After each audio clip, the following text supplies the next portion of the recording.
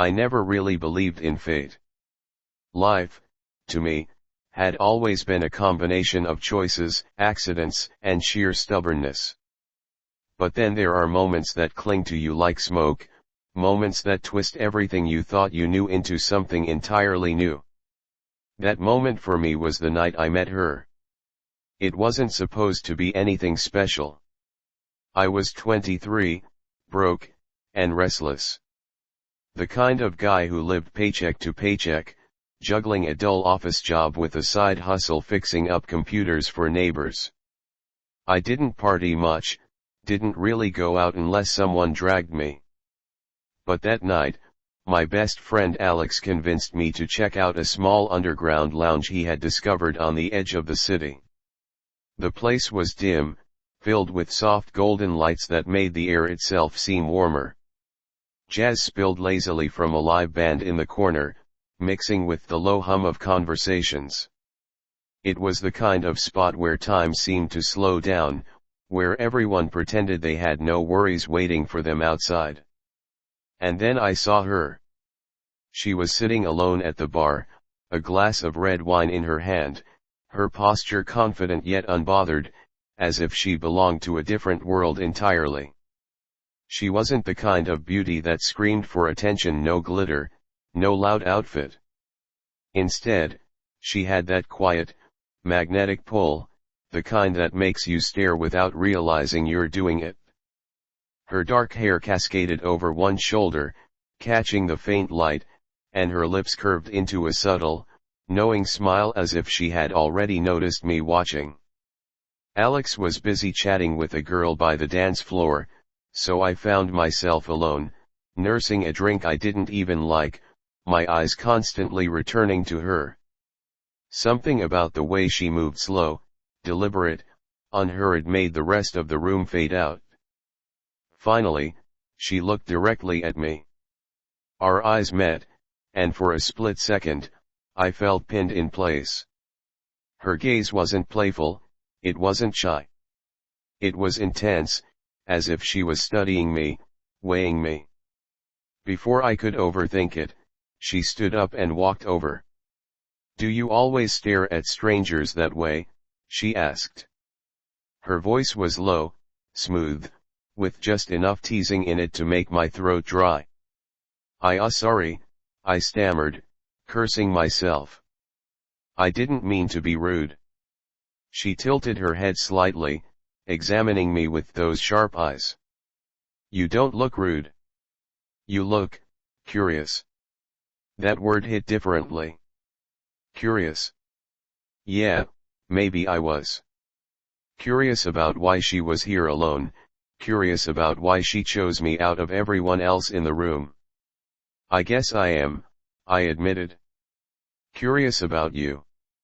That earned me the faintest smirk, and she leaned a little closer, just enough that I caught a trace of her perfume, something elegant, subtle, not the cheap kind you find at department stores. "Good," she said softly. "Curiosity is dangerous, but also necessary." Her words lingered in the air, heavier than they should have been. She slipped onto the seat next to me as if it had been waiting for her all along. We talked. At first about nothing: music, the bar, how Alex was a terrible dancer. But the conversation quickly shifted into deeper waters. She asked questions most people don't ask. What keeps you awake at night? What do you actually want out of life? There was no small talk with her. She stripped past the surface, and for reasons I still can't explain, I let her. Her name was Elena. Older than me, though she never said by how much. Maybe 28, maybe 30. But age didn't seem to matter. She had that aura of someone who had seen more, lived more, and wasn't afraid to show it. The more we spoke, the more I felt myself drawn in, not just to her looks, but to the way she carried herself. Confident but not arrogant. Playful but controlled. Every word felt intentional, every glance calculated, as if she knew exactly how to pull me deeper into her orbit. At one point, she leaned in, close enough that her lips nearly brushed my ear. "Do you always let strangers disarm you so easily?" Her breath against my skin sent a shiver down my spine. "Only the dangerous ones," I whispered back before I could stop myself. Her smile widened, almost approvingly. "Good answer." Hours slipped by, and before I realized, Alex had disappeared with his dance floor conquest, leaving me alone with her. Elena suggested we take a walk outside, away from the heavy air of the lounge. The city was quiet, the streets half empty under the dim glow of street lights. We walked side by side, and though we barely touched, I felt an invisible string pulling us closer. "You intrigue me," she said suddenly, her voice calm. I chuckled nervously. "In a good way or a bad way?" Her eyes flicked to me, sharp and unreadable. "That depends on how much you can handle." I swallowed, unsure if she was joking. But something in her tone made my pulse quicken. We stopped in front of a small park, the benches empty, the silence wrapping around us like a blanket. She sat down gracefully, crossing her legs, and patted the space beside her. I joined, trying not to look as nervous as I felt. "Tell me," she said, her eyes locking onto mine. "What's the wildest thing you've ever done?" The question caught me off guard. My life had been ordinary. No wild adventures, no reckless choices. Just work, bills, survival. Honestly, nothing worth bragging about, I admitted. She studied me for a long moment, then leaned in again, her lips almost brushing my cheek as she whispered. "Then maybe it's time someone showed you how." The night air suddenly felt charged, heavy with unspoken promise. I didn't know what I was getting into. All I knew was that Elena was unlike anyone I had ever met and that this was only the beginning. The next few days, I couldn't stop thinking about Elena. It wasn't just her face, or the way her lips curved when she smirked, it was the weight of her words, the way she had looked at me like she could read the parts of myself I usually kept hidden. I told myself it was just a fleeting night, a one-time encounter. But fate, or whatever you want to call it, had other plans. On Wednesday evening, as I dragged myself out of the office, I spotted her across the street. She was leaning casually against a cafe's window, as if she had been waiting for me. "Elena!" I called out, half shocked. She turned, and that same subtle smile spread across her lips. "Took you long enough." I crossed the street quickly, my pulse rising. "How did you?" "Coincidence," she interrupted smoothly. "Or maybe not. Either way, you're here now." She didn't explain further, and I didn't push. Somehow, with her, the questions never seemed as important as the moments themselves. We began meeting often after that. Sometimes by accident, sometimes by her invitation. A coffee here, a late-night walk there. Slowly, my routine shifted around her, as though she had quietly taken a seat at the center of my orbit. The more I learned about her, the less I felt I actually knew. She worked in consulting, though she never gave details. She traveled often, spoke fluent French and Italian, and always carried herself with that same unshakable composure. She was like a locked book, but every now and then, she'd let me peek at a page. One evening, we found ourselves back at the lounge where we'd first met. The music was softer this time, fewer people around. We sat at the bar, shoulders nearly touching. "You watch too much," she said suddenly, sipping her wine. "Watch what?" "People." "The room." "Me." I smirked. Maybe I just like what I see. Her eyes glinted, and for the first time, I saw a flicker of something sharper, like a test. Careful, she murmured. Words like that can cost you more than you think. Her tone wasn't threatening, more like a warning cloaked in playfulness. But it sent a current through me, a mixture of fear and excitement. Later that night, as we walked outside, she slowed her steps and glanced at me. You said last time that you've never done anything wild. I laughed nervously. Yeah. I'm still pretty boring. Boring. She stopped walking, turning to face me directly. No, I don't think so. I think you're restrained. There's a difference. I swallowed hard. And you're planning to change that? Her smile deepened. Only if you want me to. She stepped closer, so close I could feel the warmth radiating off her body. She didn't touch me, not yet. She just lingered, letting the silence stretch until my chest tightened. Finally, she lifted her hand and, with the lightest touch, brushed her fingers down the side of my jaw. The contact was minimal, but it sent a shiver racing down my spine. You see, she whispered. You feel so much more than you admit. My breath caught. I wanted to kiss her, wanted to pull her closer, but something about her presence made me hesitate. Not out of fear, more like respect. She was leading, and I didn't want to break the spell. From then on, there was a rhythm. Elena didn't just meet me, she orchestrated our encounters. A sudden text to meet me at the corner cafe in 10. A late night call telling me to put on a jacket, we're going for a walk. She never asked. She told. And strangely, I liked it.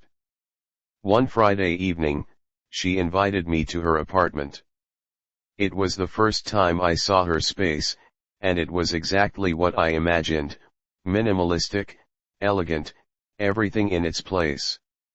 A mix of dark woods, soft lighting, and shelves stacked with books. The kind of place that felt both warm and untouchable. She poured us glasses of wine and guided me to the couch. You're nervous, she said, watching me carefully. Maybe a little. Her lips curved. Good. That means you know something is about to happen. She set her glass down and leaned closer, her hand resting lightly on my knee. Relax, she said softly, almost like a command. And somehow, my body obeyed. Her touch didn't wander further that night. She didn't rush anything. Instead, she leaned back, crossing her legs, watching me like I was the one under a microscope. You're learning, she said finally. To wait. To want. The way she said it made me realize she was right. I had never been so aware of every glance, every touch, every pause. She was teaching me without saying the words. Teaching me how to feel intensity without needing to cross every line right away. As the weeks rolled by, the tension built. Every meeting was charged with something unspoken, every casual touch heavier than it should have been. One night, after walking me home, she paused at my door. You're starting to understand, she whispered. Understand what? I asked. Her hand slid along my wrist, slow, deliberate. That the best things are the ones you're made to wait for. She kissed me then.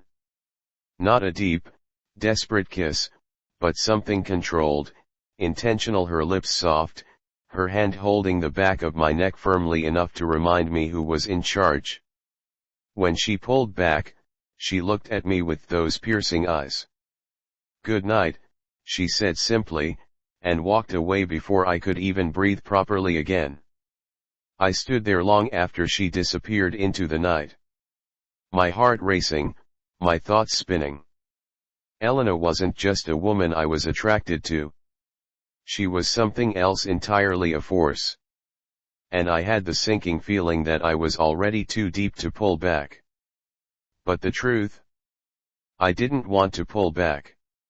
It had been weeks since Elena first walked into my life, and somehow she had managed to weave herself into every corner of it. Not all at once, but slowly, deliberately, like a slow tightening of invisible strings. I didn't notice it at first. The way I started checking my phone more often, waiting for her texts. The way I found myself changing plans, making excuses just to see her. She wasn't demanding. She didn't have to be. Her presence alone carried weight, and I obeyed it willingly. One evening, I was sitting at my desk, buried under spreadsheets I didn't care about, when my phone buzzed. A message from her. "Come over. Bring nothing but yourself." My pulse jumped. She never phrased things as requests. Always short, always precise, always like an instruction. I arrived at her apartment 30 minutes later. She opened the door dressed in black, simple, fitted, elegant. The kind of dress that didn't shout for attention but made it impossible to look away. "You're late," she said calmly, though I wasn't. "Am I?" I stammered. Her lips curved into that knowing half smile. "Yes. For me, you're always late. Come in." The apartment was dimly lit, candles flickering along the shelves, soft jazz humming in the background. It felt like stepping into another reality, one designed entirely by her. She guided me to the center of the room and gestured toward a chair. "Sit." I obeyed before I could even think. Her heels clicked softly against the floor as she circled me once, slow and deliberate, like a predator sizing up its prey. She didn't touch me, not yet. "Do you trust me?" she asked suddenly. I looked up at her, my throat dry. "I think so." Her eyes narrowed slightly. "Not good enough. Either you do, or you don't." I hesitated. Then I nodded. "I do." That answer seemed to please her. She leaned closer, her fingers brushing against my shoulder, her nails dragging lightly over the fabric of my shirt. Just that small touch sent a shiver through me. "Good," she whispered. "Then listen carefully." She moved to stand in front of me, her gaze sharp, unblinking. "With me, there are rules. Simple ones. You don't question. You don't resist. You give yourself to the moment. Can you do that?" My chest tightened. Every part of me wanted to say yes. "Yes," I breathed. Her smile deepened, satisfied, but dangerous. "Then we can begin." She didn't rush. Elena was never in a hurry. She started with small things, telling me when to sit, when to stand, when to look at her. It sounded almost silly, but the way she commanded it, the way she owned the space, turned even the smallest instruction into something electrifying. "Stand," she ordered softly. I did. "Look at me." My eyes locked on hers instantly. "Don't move." And I didn't, even when she circled me again, her fingers trailing along my arm, across my chest, down my side. Every touch burned, not because it was sexual, but because it was controlled. Measured. "You're learning restraint," she murmured. "Most men can't handle that." She stopped in front of me again, tilting her head. "Kneel." The word hit me like a thunderclap. My pride stirred, that instinctive resistance every man has. But her gaze didn't waver, and in the silence between us, I found myself slowly sinking to my knees. She stepped closer, her hand sliding along my jaw, tilting my face upwards so I had to look at her. "There," she whispered. "Better." The strange thing was I didn't feel humiliated. I felt alive. Every nerve awake, every sense sharpened. After what felt like hours, she finally let me sit beside her on the couch. She poured us wine, handing me a glass with the faintest smirk. "You did well," she said simply. "Did well at what?" I asked, my voice rough. "At listening." She took a slow sip. "At trusting." I leaned back, trying to catch my breath. "Is this what you do with everyone?" Her eyes flicked to me sharply. "No. Only with the ones who can handle it." "And you think I can?" She set her glass down, leaning closer until our faces were only inches apart. "I know you can. Otherwise, I wouldn't waste my time." Her lips brushed mine, then soft, lingering, but with a firmness that told me it was her decision, not mine. When she pulled away, she studied me carefully. "You want more," she said matter-of-factly. "Yes," I admitted without hesitation. Her smile returned, slow and dangerous. "Good. But you'll wait until I say so." And that was the end of it. She leaned back, sipping her wine, as if nothing had happened. Leaving me burning, restless, wanting. That night, as I lay in my own bed, I realized something unsettling. Elena wasn't just a woman I desired. She was a woman who had taken control of me in a way no one else ever had. And the more I thought about it, the more I wanted to give her that control. I wasn't sure if it was freedom or captivity. All I knew was that I couldn't stop. By the time another week had passed, Elena had become both my addiction and my torment. Every encounter left me restless, every silence from her left me hollow. I had never met anyone who could make me feel so alive and so unsettled at the same time. She didn't just step into my life, she rearranged it. My routines, my priorities, even my thoughts. And the strangest part? I let her. One evening, I arrived at her apartment at her invitation. The door opened before I even knocked, and there she stood, dressed not in her usual elegant black but in something different, looser, softer. A silk blouse, bare feet, her hair cascading in messy waves as if she hadn't planned for anyone to see her like this. For a moment, I almost believed I was glimpsing the real Elena, the woman behind the mask. But then her eyes locked on me, and the illusion vanished. She was still in control. Always. "Sit," she instructed, gesturing toward the center of the room. A single chair waited there, lit by the warm glow of candles. I obeyed. This time, she brought something with her, a length of silk ribbon. Smooth, crimson, delicate, but somehow heavy with implication. "Give me your hands," she said. I hesitated. Not because I didn't want to, but because I knew what it meant. Her brow arched. "Do you trust me?" I nodded, lifting my hands. She tied them together gently, the silk gliding over my skin like water. It wasn't tight just enough to remind me that I wasn't in control. Her smile softened. "Good." She circled me again, slower than ever, her fingers grazing the back of my neck, my shoulders, my chest. Every touch was a tease, a promise left unfulfilled. "Do you feel it?" she asked. "What?" My voice was rough. "The weight of surrender." I swallowed hard. "Yes." Her lips brushed my ear as she whispered, "And you like it?" It wasn't a question. The evening stretched into a blur of tension and restraint.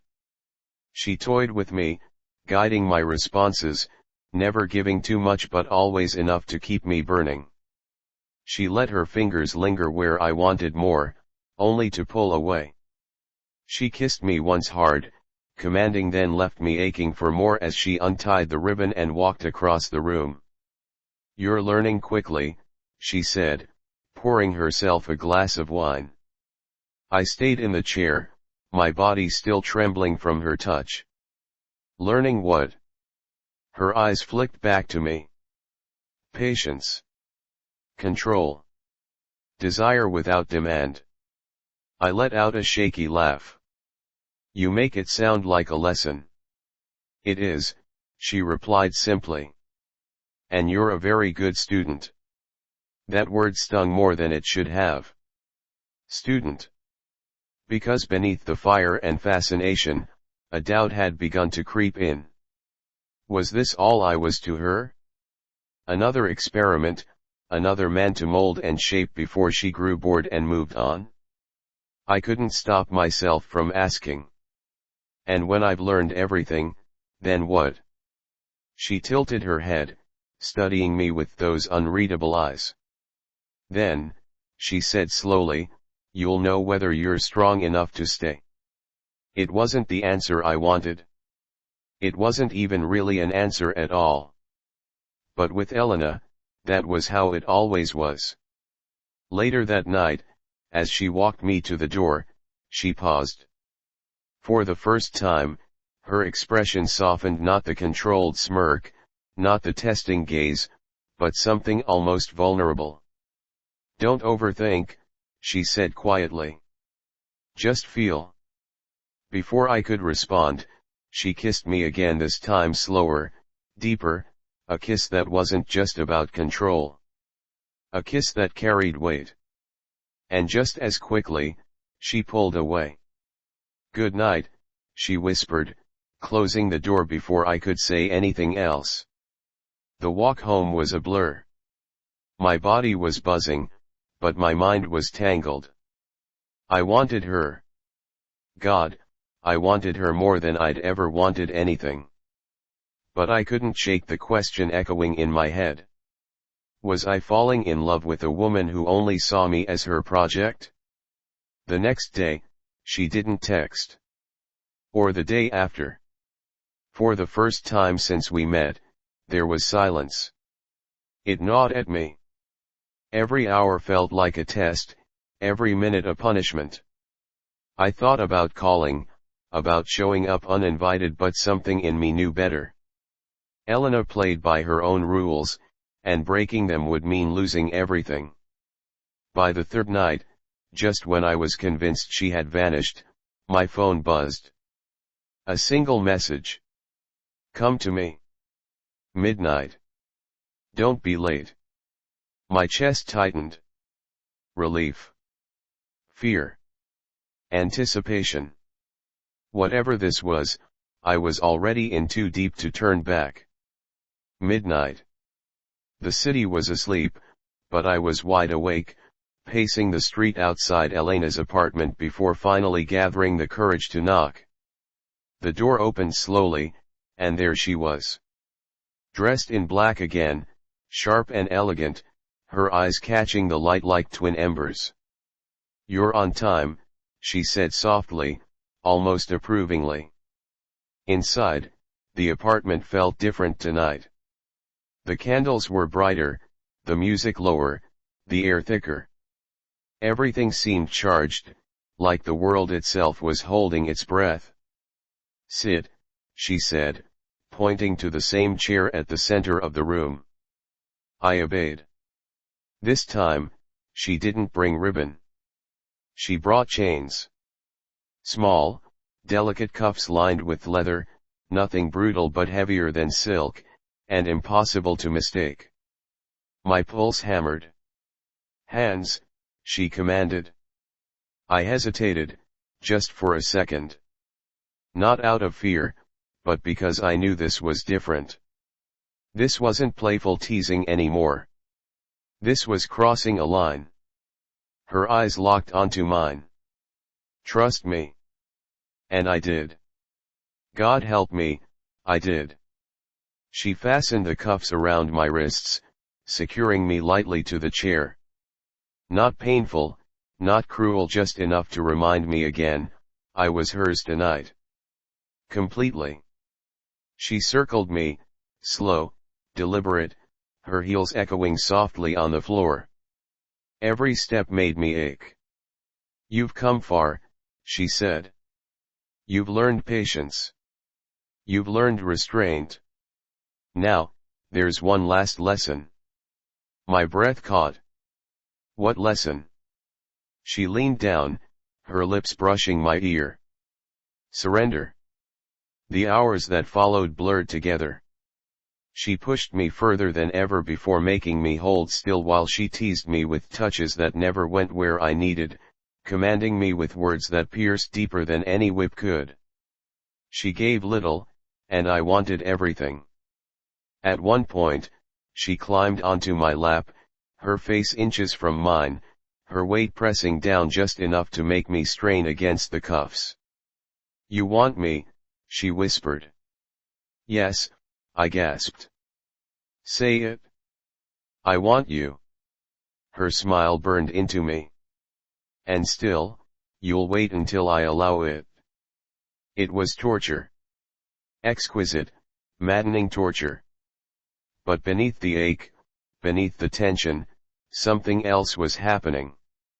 I realized I didn't just want her body. I wanted her. The real Elena. The woman behind the tests and the rules. And maybe she knew it? Because finally she kissed me like she never had before. Not controlled, not measured. Deep. Hungry. Real. The cuffs clinked as I strained forward, desperate to close the distance. And then she pulled back, her eyes searching mine. For once, there was no mask. No smirk. No test. Only rawness. You think this is just a game, she whispered. I swallowed hard. I don't know anymore.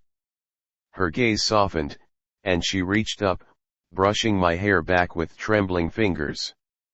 Trembling. It was, she admitted quietly. At first. A game. A test. But now, she hesitated, the words catching in her throat. Now it's more than that. The weight of her confession hit me harder than any command ever had. She unfastened the cuffs, letting the chains fall away, and for the first time, I felt her vulnerability. She wasn't the untouchable force anymore. She was a woman, fierce, flawed, afraid. I pulled her into my arms, and this time, she didn't resist. We stayed like that for hours. No games. No roles. Just two people, tangled together, breathing each other in. When dawn crept through the curtains, she stirred against me, her voice soft. You know this won't be easy, she said. I'm not, simple. I smiled faintly, brushing my lips against her forehead. Neither am I. She laughed softly, the kind of laugh I had never heard from her before. Uncontrolled. Real. And in that moment, I knew the truth, whatever this was, however complicated it became, I wasn't walking away. Because Elena hadn't just taught me how to surrender. She had taught me how to feel alive. Epilogue. People say love is about balance. But with Elena, it wasn't about balance, it was about fire. Dangerous, consuming, impossible to control. And maybe that's exactly what I needed. Not safety. Not predictability. But her.